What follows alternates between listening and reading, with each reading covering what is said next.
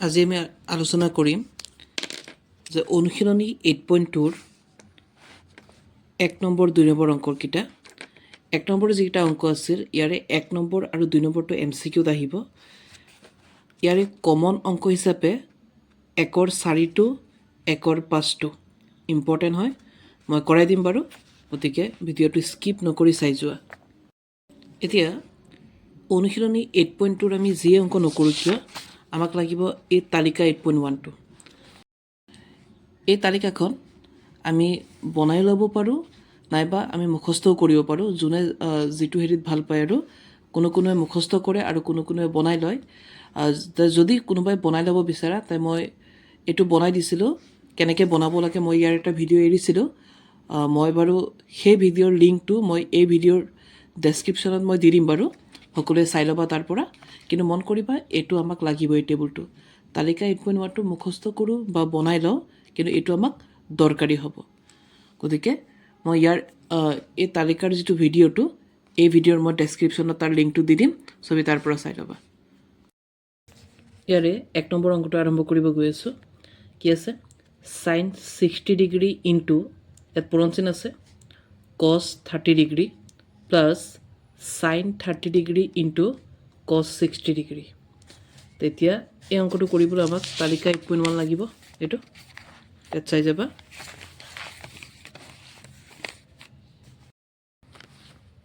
এতিয়া অংকটো আমি আৰম্ভ কৰি আছো প্ৰথম আছে sin 60 ডিগ্ৰী তো আমাক এটা sin 60 ডিগ্ৰী মান লাগিব তো এটা আমি ইয়াত পাই যাম এটো হৈছে আমাৰ sin 60 ডিগ্ৰী মান আছে √3/2 তো আমি sin 60 ৰ জায়গাত তাৰ মানটো বহাম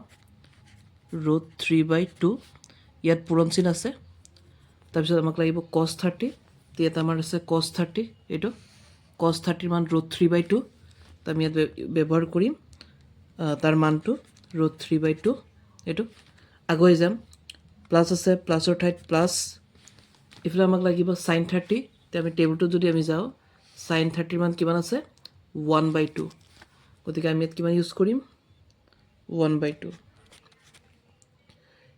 ইয়াত দুটাৰ মাজত একো চিন নাই মানে পূৰণচিন এটা আছে cos 60 ডিগ্ৰী এটো হৈছে cos আৰু এটো হৈছে তাৰ 60 ডিগ্ৰীৰ মান 1/2 ইয়াত আমি কিমান বহাম 1/2 বহাম এটো এতিয়া ইয়াৰ পিছৰ লাইন কেনেকৈ কৰিম আমি তে দেখা পালো যে ইহত দুটা পূৰণ হৈ আছে আকৌ ইহত দুটা পূৰণ হৈ আছে তে আমি পূৰণ কৰো তে পূৰণ কেনেকৈ কৰে পূৰণৰ নিয়ম হৈছে ওপৰৰটোৰ লগত পূৰণ আৰু তলৰটোৰ লগত পূৰণ অৰ্থাৎ 2 দুগুণ পূৰণ কৰিলে হ'ব 4 আৰু এফালে √3 আৰু √3 যদি মই পূৰণ কৰো √9 আৰু √over থাকিলে বৰ্গমূল ল'ব লাগে গতিকে √9 ৰ বৰ্গমূল কিমান হ'ব 3 বা আমি এনেকৈ বুজিব পাৰো যে যদি আমি ৰুট থকা দুটা সেম সংখ্যা পূৰণ কৰিম তেতিয়া আমি ৰুট নথকা এটা সংখ্যা পাম অৰ্থাৎ √3 only 3 নাইবা আমি তেনেকৈ বুজিব পাৰো যে √3 হ'ব √9 আৰু √9 ৰ বৰ্গমূল 3 আকৌ ইফালে যদি আমি যাও প্লাস আকৌ পূৰণ হৈ আছে ওপৰত তলৰটো তলত অৰ্থাৎ 1 এগুণ 1 2 দুগুণ 4 এটো এতিয়া ইয়াৰ পিছৰ লাইনটো কি হ'ব এতিয়া পিছৰ লাইনটো কি হ'ব চোৱা যে 3/4 ৰ লগত 1/4 প্লাস হৈ আছে তো আমি ভগ্নাংশৰ যোগ বিয়োগবোৰ কৰিবলৈ আমি কেনেকৈ কৰো তে ইয়াৰ আমি লসাগু ল'ব লাগিব তে লসাগু কিমান হ'ব যে 4 আৰু 4 ৰ লসাগু হৈ আছে 4 এটো তে এটা কেনেকৈ কৰিম যে 4 দি 4 কেইবাৰ যাব এবাৰ সেই একটো আকৌ ওপৰত পূৰণ কৰিব লাগিব 1 3 গুণ 3 যোগৰ ঠাইত যোগ ঠিক একেদৰে আকৌ 4 দি 4 যাব এবাৰ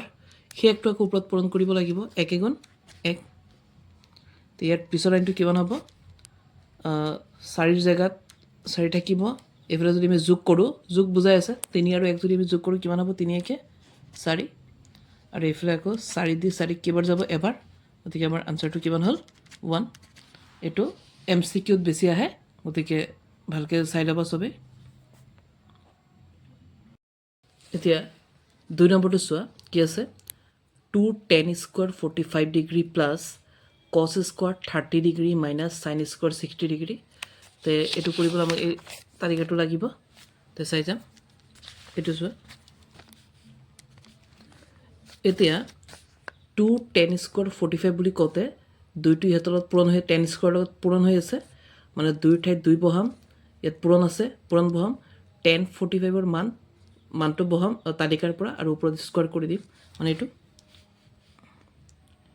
2ৰ ঠাইত 2 পূৰণ 1045ৰ মান বিচাৰি যাওঁ, এইটো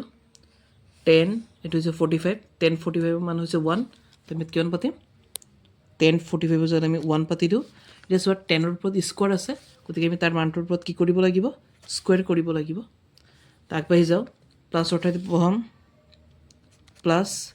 তাৰপিছত cos 30, এতিয়া কছৰ মান লাগিব, এইটো হৈছে cos 30ৰ মান ৰুট 3/2, তে cos 30 মান হৈ আছে কিমান ৰুট 3/2, তাৰ ওপৰত স্কোৱাৰ আছে, গতিকে আমি কি কৰিব লাগিব, হোল স্কোৱাৰ কৰিব লাগিব। আগবাঢ়ি যাওঁ, মাইনাছৰ ঠাইত মাইনাছ, sin 60ৰ মান লাগে, তো তালিকাত যাওঁ, এইটো হৈছে আমাৰ sin 60ৰ মান ৰুট 3/2, গতিকে আমি sin যিটো 60 আছিল আমি তাত কিমান বহাই দিম ৰুট 3/2, তো দেখা পালোঁ চাইনৰ ওপৰত স্কোৱাৰ আছে, গতিকে আমি তাৰ মানটোতো আমি কি কৰিব লাগিব, স্কুৱেৰ কৰিব লাগিব। এইটো পিছৰ লাইন যাওঁ, পিছৰ লাইনটো চাবা 2ৰ ঠাইত 2 পূৰণ 1ক স্কোৱাৰ কৰিলে কিমান হৈছে, 1 স্কোৱাৰ মানে 1 গুণ 1 প্লাছ এইফালে ৰুট 3 স্কোৱাৰ পালে কিমান হ'ব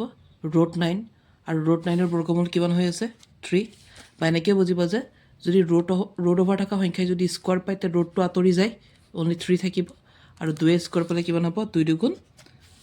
হোল স্কোৱাৰে কি বুজায় যে স্কোৱাৰটো ইউ পাব, তে ৰুট 3 স্কোৱাৰ পালে হ'ব 3, আৰু 2 স্কোৱাৰ পালে হ'ব 4, মাইনাছৰ ঠাইত মাইনাছ, ছেম এই স্কোৱাৰটো দুইটাই পাই আছে কাৰণ হোল স্কোৱাৰ আমি দিছোঁ, তে এই স্কোৱাৰটো ওপৰো পাব তলো পাব, তে ৰুট 3 স্কোৱাৰ পালে কিমান হ'ব 3, নাইবা ৰুট 3 স্কোৱাৰ পালে হ'ব ৰুট অভাৰ 9, আৰু ৰুট অভাৰ 9ৰ বৰ্গমূল 3,